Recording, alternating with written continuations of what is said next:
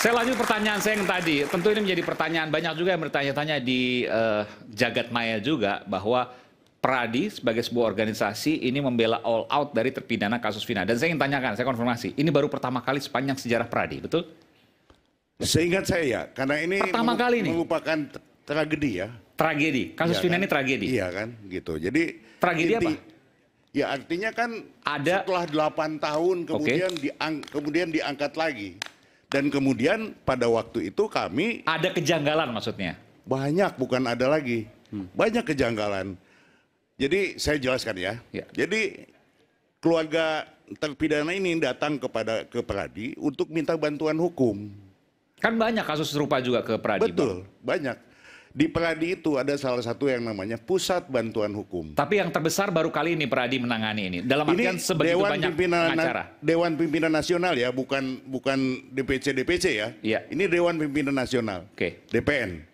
Nah, jadi kemudian setelah itu barulah dibentuk tim untuk menangani ini. Ya saya oleh Ketua Umum dan satu lagi Pak Jutek Bongso diminta untuk jadi leading sektornya gitu loh, menangani. Kenapa ya? Karena kebetulan saya domisili di Bandung. Gitu, karena banyak masalah ini pemeriksaan di Bandung dan lain sebagainya, jadi saya dimintalah untuk menangani ini.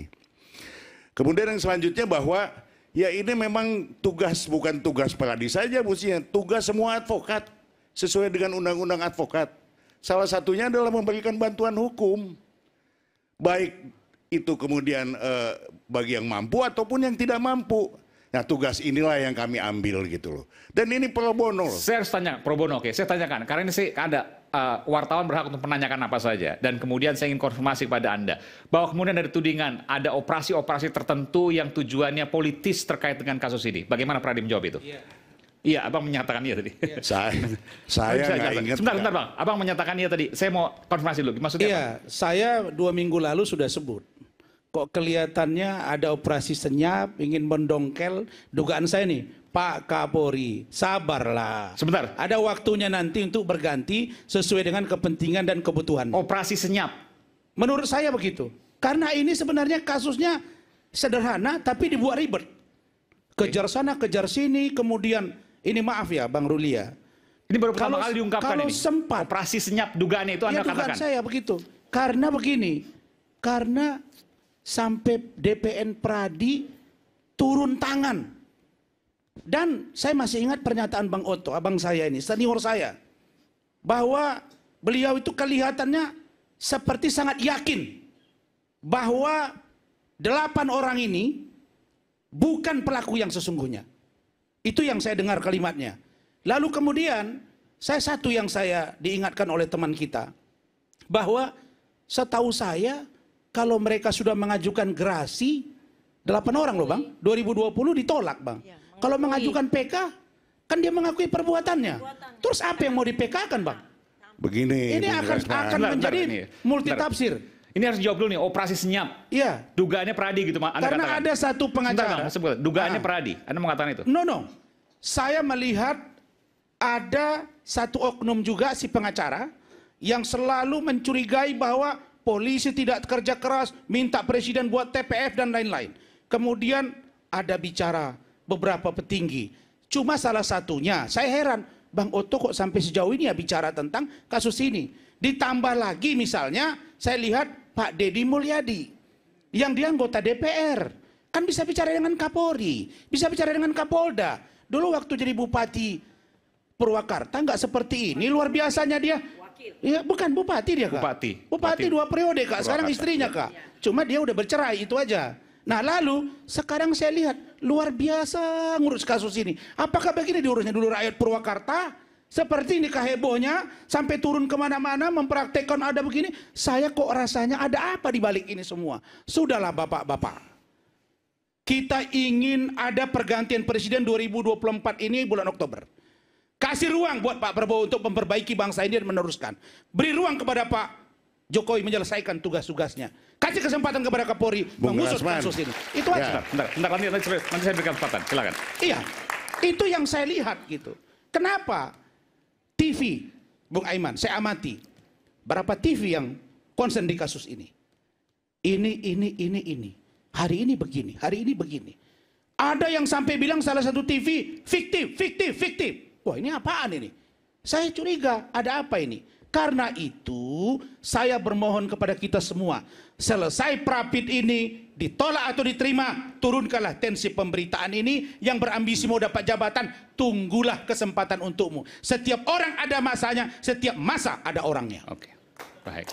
Oke, saya ini karena hal yang sangat serius untuk dijawab, saya berikan kesempatan untuk apa tadi? Operasi senyap yang tadi dikatakan ada ingin mengganti. Mendongkel dugaan saya Bapak Kapolri. Ini Bung Rasman ini jadi udah kemana-mana gitu.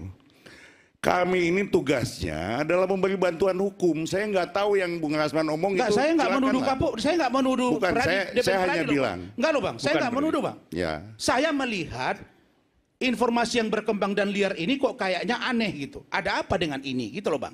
Ya. Nah, itu aja. Oke, saya luruskan ya. Oke, silakan. Jadi intinya adalah salah satu tugas kami untuk membantu. Kalau hari ini para terpidana, mungkin besok Bung Rasman minta bantuan kami kalau mungkin juga akan bantu gitu loh.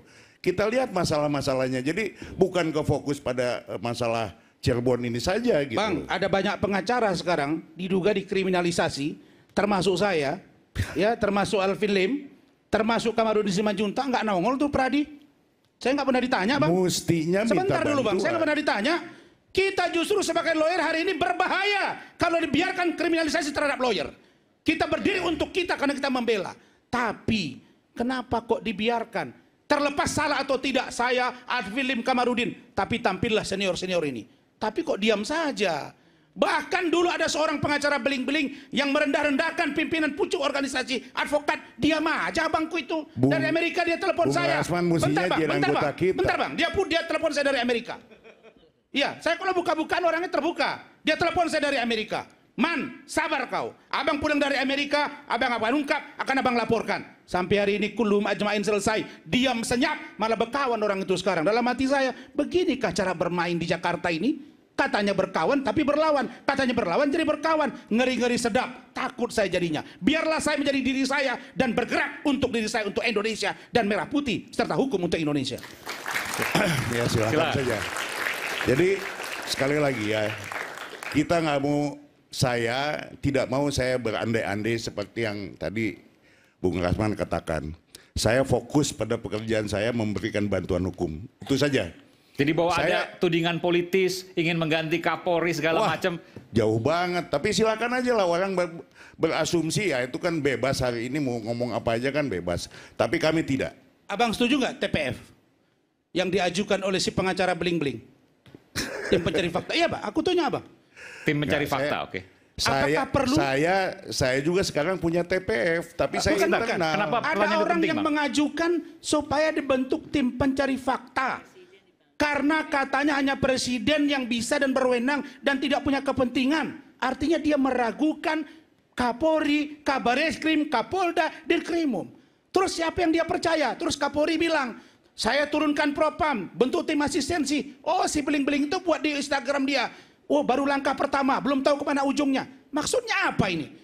Makanya saya bilang, beling-beling kau datang sini, kita debat sini. Kau bereskan persoalan bangsa ini. Kalau kau hebat untuk Indonesia, jangan bawa persoalan pribadi. 2 tahun yang lalu di up ke media. Saya percaya Bang Ruli, sehati dengan saya. Bang, hukum equal untuk semua. Dan jangan ada orang yang merasa, itu presiden saya, bukan presiden kalian. Oke. Saya luruskan dulu masalah ini ya. Balik lagi ke masalah ini. Saya berikan kesempatan, setelah jeda saya akan berikan kesempatan ke Bang Ruli seluas-luasnya. Saat lagi tetap sama kami di Rakyat Suara.